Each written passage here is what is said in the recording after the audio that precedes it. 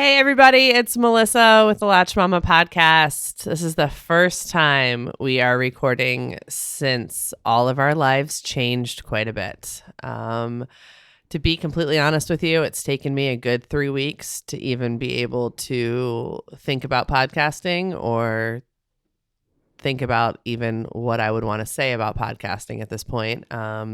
We've definitely been in kind of survival mode around here with Latched Mama and with my family. And the idea of focusing on the podcast hasn't really been incredibly high on my list. But at the same time, every time something has happened, I have said, oh my gosh, we need a podcast about that. Or, oh my gosh, we need to talk about that. It's this weird time where you feel alienated from others, but you feel so connected as well because we're all going through the same thing. And we just wanted to come together today. Our staff is super small now at the office. And I can't have guests on the podcast, but Lindi has been weathering the storm with me. I feel like we've all, I'm sure you guys agree, have kind of created who is in our circle and who's in our safety circle. And Lindi is in the office with me on most days, trying to stay creative, trying to make sure good content gets out to you guys, and mostly trying to keep Latched Mama afloat so we can then keep our employees afloat. It's just this very, very weird, heavy, hard yet fun and exciting at times because the content is everywhere. It's overwhelming, but we're going to try and stay away from the business side a little bit today. It'll probably float in a little bit, but mostly we would just want to talk about parenting through this new change. We're also going to try and stay a little bit away from the medical aspects of it and the virus in general, partly because we're not doctors and partly because there's so much that is unknown. So Lindi and I are going to talk about what life looks like now. I have 5 kids. Lindi has 6.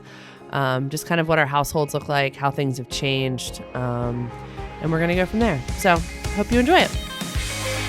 You're listening to the Latched Mama podcast. I'm your host, Melissa Wirt, business owner and tired mom of 5. Join us each week as we talk about pregnancy, nursing, parenting, and all things motherhood. Hi. Hi. How are you? Good. Given all that's going on.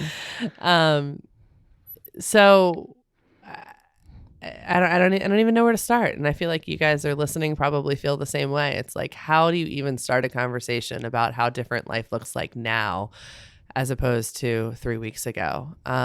In Virginia, our kids are all at home from school. It started slowly. My kids are homeschooled, so I'll let Lindi. Wow. Can you edit that? You better be able to edit that. Guys, my head, it's gone. It's gone. Good. It's all good. Okay. It's okay. Go ahead. So I don't.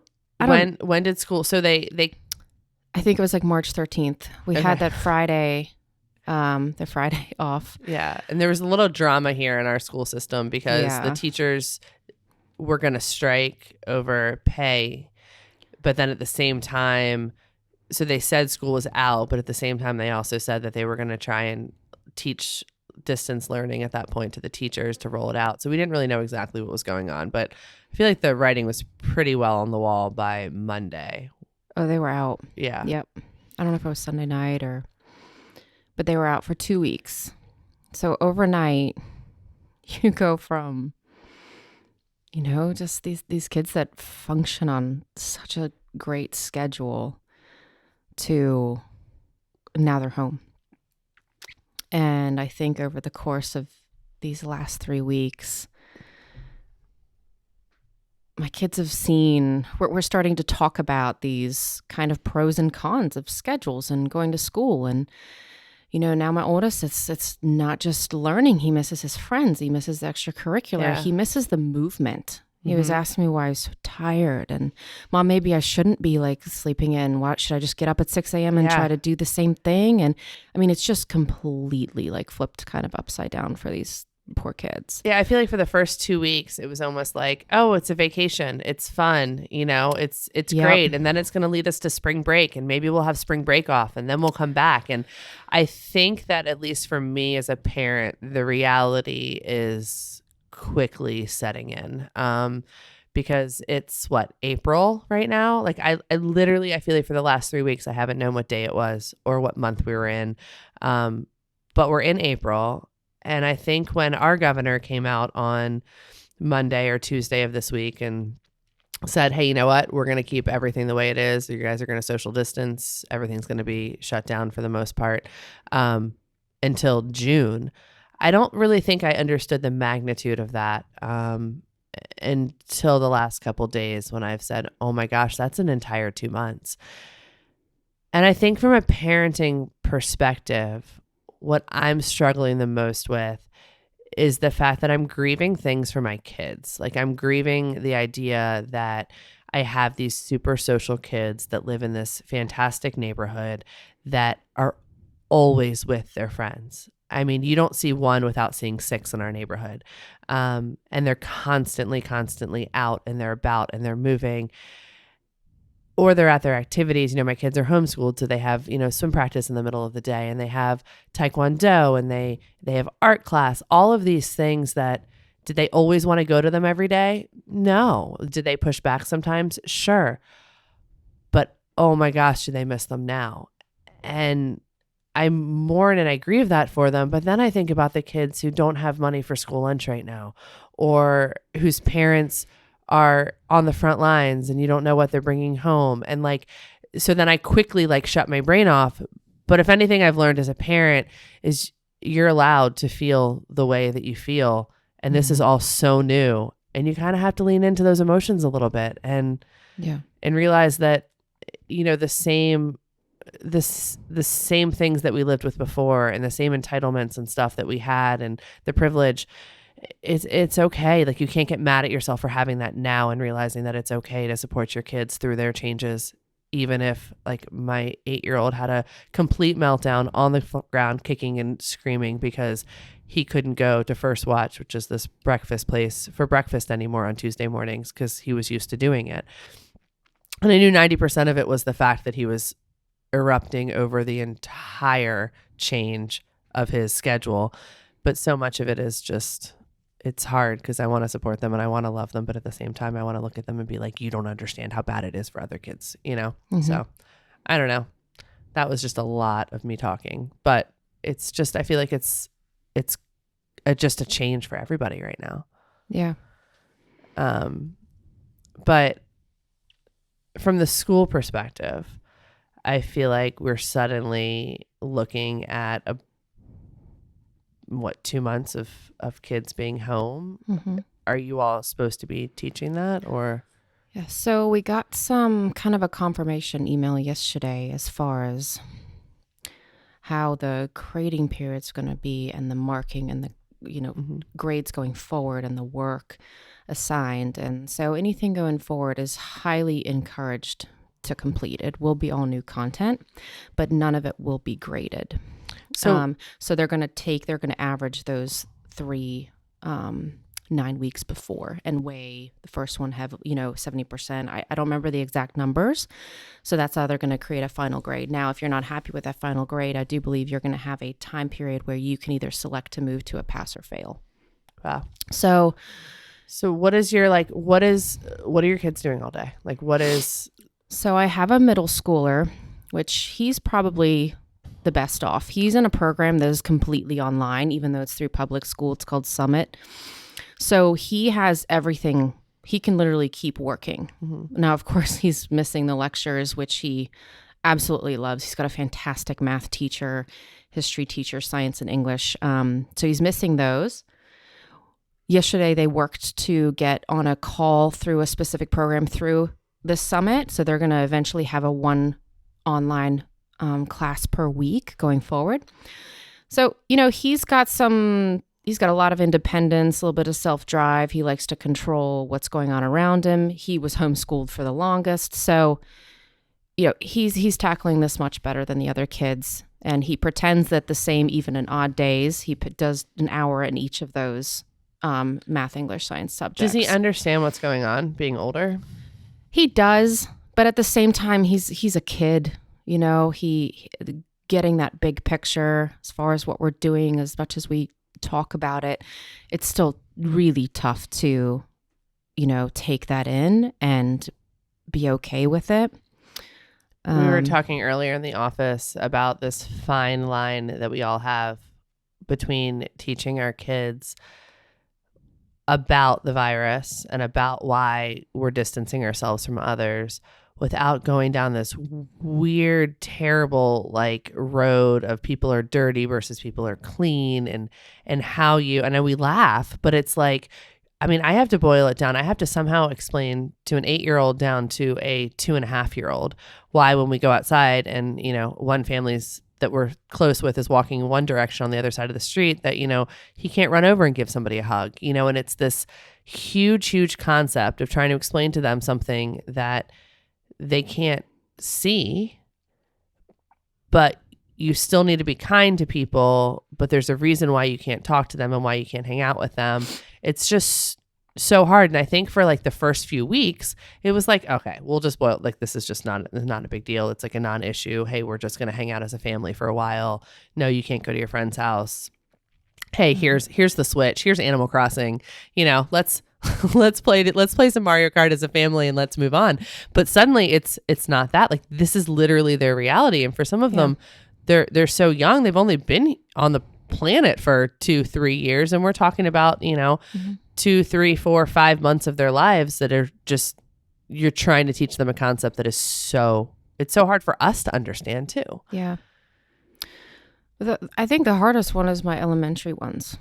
I can't imagine being in a teacher's shoes right now. I'm trying to picture, you know, what's going on in their mind, not being able to be there physically to support their kids, and, you know, wanting to teach. So many teach because they love it. And I've seen it through the emails. And they're doing the best they can to come up with content and whatnot. But we went out and I got a couple extra Chromebooks, because most of these kids now access through these online kind of dashboards, and they have reading programs they can do through there, a math program. They get sometimes assignments posted there. But we had one desktop at home. So if this was going to go on, how they weren't checking out Chromebooks, how are these kids supposed to get on? Do you feel like by focusing on the schoolwork, there's more normalcy happening, like that they're able to ignore the fact that their days look different and they're at home? Yeah, so that's another thing I can get to, as far as just kind of some things that have helped us visualize what hours look like in a day for kids, because they don't, you know, they go to school, everything's set out for them by, you know, 20-minute, 30-minute increments. They don't really think about just what that time looks like, how long that time actually is. So now they're at home. And so we were trying to visualize it into a kind of a little checklist that really helped us from, okay, kind of getting up, and now this is not schedule. I'm not sticking to 15-minute increments, but we're putting things on a sheet to show them, okay, kind of, we need to eat breakfast. They have a simple chore or 2 chores, putting away their laundry, and then the other one rotates, you know, to brush their teeth, to put their clothes on, and kind of how long these things take and how it can add up. They have a craft time. They have reading time, they have an outside time, and then they have a school time, which for us, I really only have up to 3rd grade. We're doing 20 minutes for my kindergarten of actual work, up to maybe an hour. And then my middle schoolers at about 2.5 hours. So, but then they can start adding up. Here's a little plug for some math work. Starting to add up these little time increments and see how they can space out their day and when they want to plug and put things in. So I do give my kids a lot of flexibility. And I think that was one of the things I did love about homeschooling before we went into public, is that time management skill, to kind of show them how long that day is and where they can choose to do things. And our screen time is last. So you kind of have to complete these other things before you hop on that screen time. And that generally takes them to like 3 p.m. or so. And after 3 p.m., I mean, that's a little bit of a free-for-all sometimes when we're getting home from work and dinner's kind of getting going and we're trying to get out into the yard and, like that kind of thing. But just a little bit going back to the schooling and the content that they have put out recently has mostly been online links, which I've struggled with in a sense, still being that working mom. I do have a couple fantastic nannies and sitters at home. However, I struggle with 6 kids on a daily basis. So to have a nanny that's willing to come help us, our expectations are fairly low. She's not schooling kids. She's mainly helping. My twins are my youngest. They just turned 4. So we got the couple Chromebooks and they log into their approved website, but the checklist for activities they can't access from that website. So to access all these links, they have to do it on an outside, just a free-for-all open computer, and we really don't give our kids that because they end up searching whatever they want to. So we've struggled with that in a sense. And then a lot of feedback I've seen, a lot of people can't access these because they either don't have a computer. Maybe some would like printables, but some then don't have printers. So it's such a tough thing to navigate. Do you feel like and most of us are not teachers. Yeah. I mean, it's so difficult.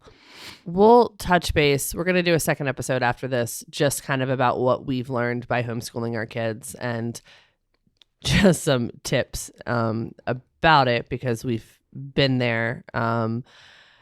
But do you what baffles me? And when I take a step back and I look at this is that we can't slow any of this down.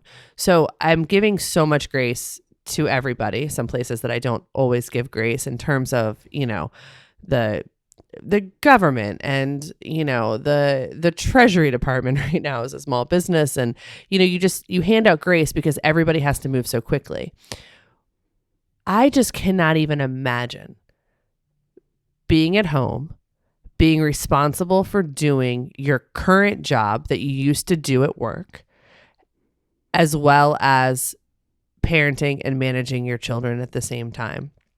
Plus, you have the added thing, which good or bad is maybe a spouse or a partner is also home, also adjusting to working from home. What is on parents' shoulders right now is almost too hard for me to comprehend, which is I think probably why it's taken us so long to sit here and even have a podcast about this, because it's a lot. And I am sure there are some people out there that are absolutely rocking it. You have your kids on a schedule, they're doing their work, everybody's sitting in the same room, you're working, your spouse is working, your kids are doing their worksheets. But guys, I am here to tell you that if you're doing that, that's great and that's fantastic for your family. But I'm pretty sure that most people's reality does not still look like that. I can't even write ad content. I can't write an Instagram copy with my kids crawling all over me. I go from 0 to 60. I go from, you guys are so sweet, how was your day, to, oh my gosh, get away from me, I have to write this. And I will admit that. I mean, that's just it. Yeah. It happens and it happens quickly, and I have a really, really hard time multitasking. So those of you who are at home right now who are trying to do your job and do your job as well as you were doing it, plus have your kids around, whether you're trying to school them or not, plus balancing your relationship with your spouse that you're now trying to work together, and the kids are also your partners as well. More power to you right now, because I don't even know how is that even possible? How as a society do we get to the point where do we just all back away and just say, hey, we're going to do it all at 50%? We're going to love our kids, but we're also going to introduce a whole bunch of screen time, and, we're going to do our job, but we're also going to check out every, hour or so to, go for a walk with our kids because they're going to go crazy if we don't. And I don't even know, just think about a Saturday or a Sunday, but then add in a day worth of work and kids that you have this responsibility. In America, you feed your kids, you give your kids shelter, you make sure your kids are educated, but suddenly that's your responsibility, not somebody else's, plus your job that's paying you, hopefully.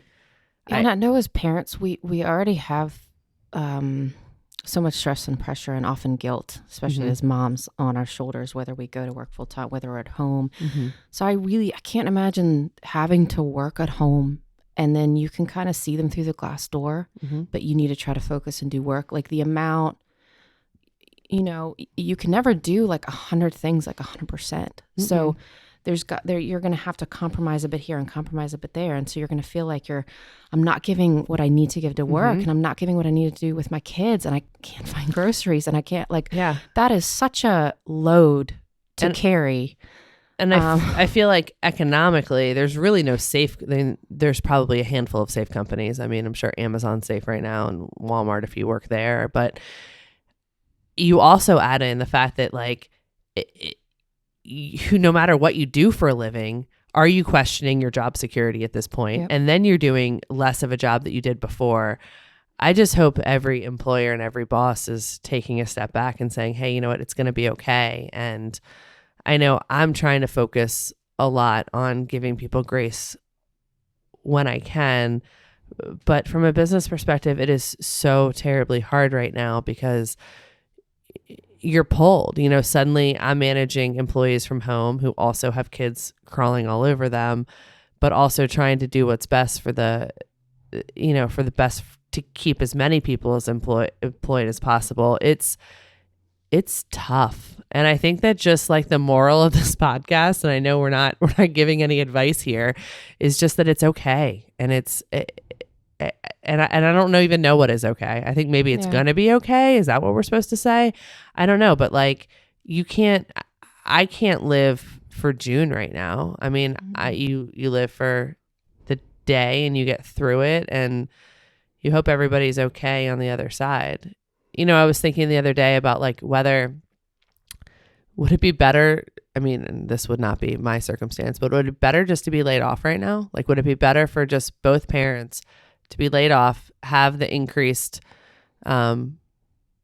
employment insurance that the government's giving and just settle in for the next couple months with your kids? Like, is that how people are going to end up better off on the other side when companies start, employing people again? Or is the stress of not knowing?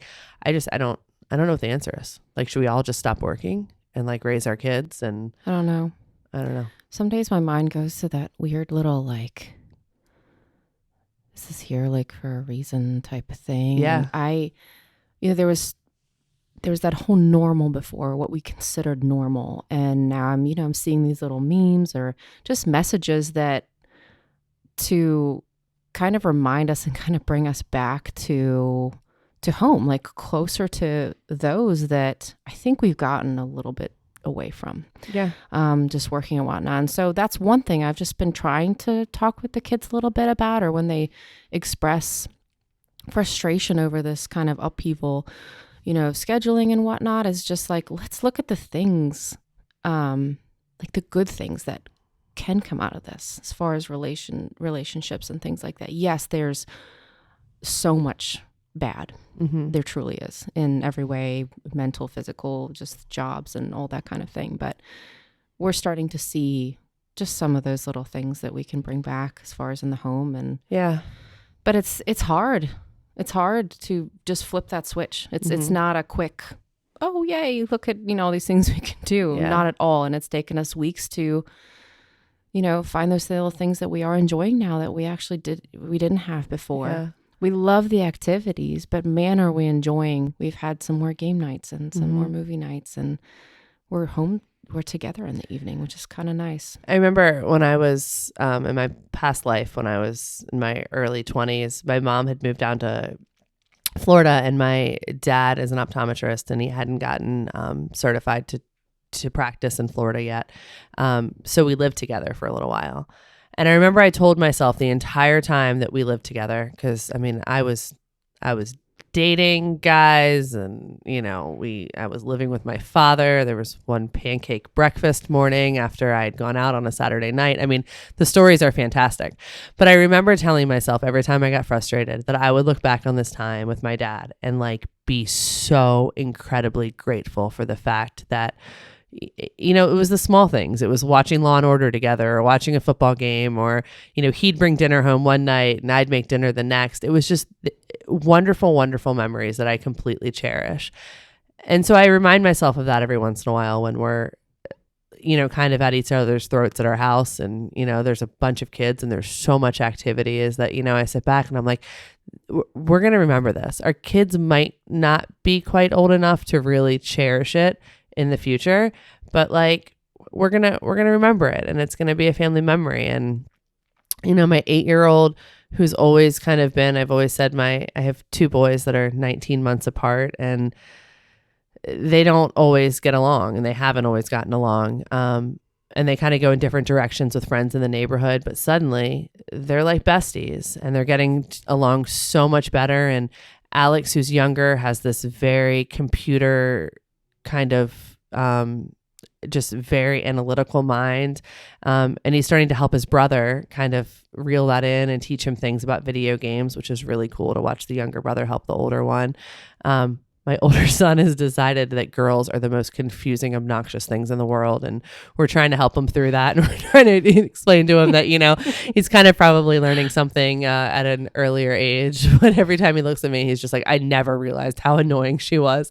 And it's just because Caroline walks around singing all the time. But, it's funny moments that it's forcing family togetherness, and it's forcing us to, really lean in and learn a lot about each other. So, yeah. I don't know.